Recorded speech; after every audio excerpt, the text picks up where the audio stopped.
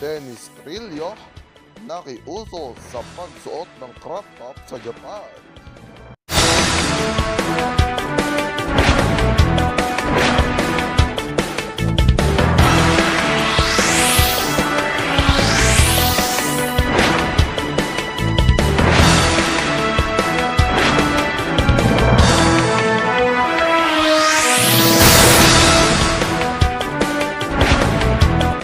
Magandang hapon Pilipinas, ako si Col Mayrina.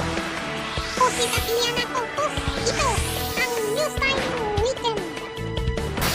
Sinalakay ng mga tauhan sa FBI ang isang gusal sa Makati City na sinasabing pugad umanon ng mga dayuhang scammer. Bukod sa mga nabistong kagamitan, may mga nabisto rin Pilipino na nagtatrabaho roon. May news na report si Emilio Pavarotti. Sa bisa ng isang search warrant, sinalakay kagabi ng mga tauhan ng NBI Cybercrime Division na gusaling ito sa Makati City. Again! Hands up, hands up! Ito raw ang isa sa mga pugad na mga dayuhan ng sangkot sa iba't ibang klaseng scam.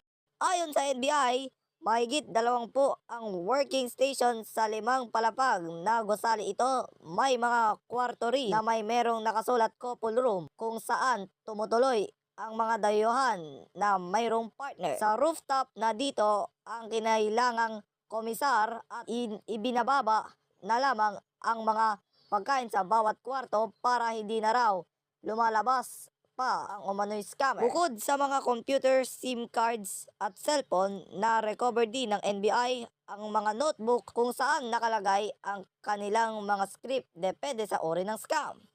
Sabi ng NBI, isa sa ilalim sa forensic ang mga computer na na-recover para malaman kung gaano na sila katagal na o-operate sa lugar. Bukod sa mga dayuhan, meron ding mga Pilipino na natatrabaho dito. Iginiit nila na wala silang alam sa illegal na aktibidad. Naghahatid po kami ng pagkain sa kwarto. Bawal po kami makialam. Pero may nakikita po kami mga computer. Dinala na sa tanggapan ng NBI ang mga nahuli. Emilio Pavarotti, EBS Integrated News.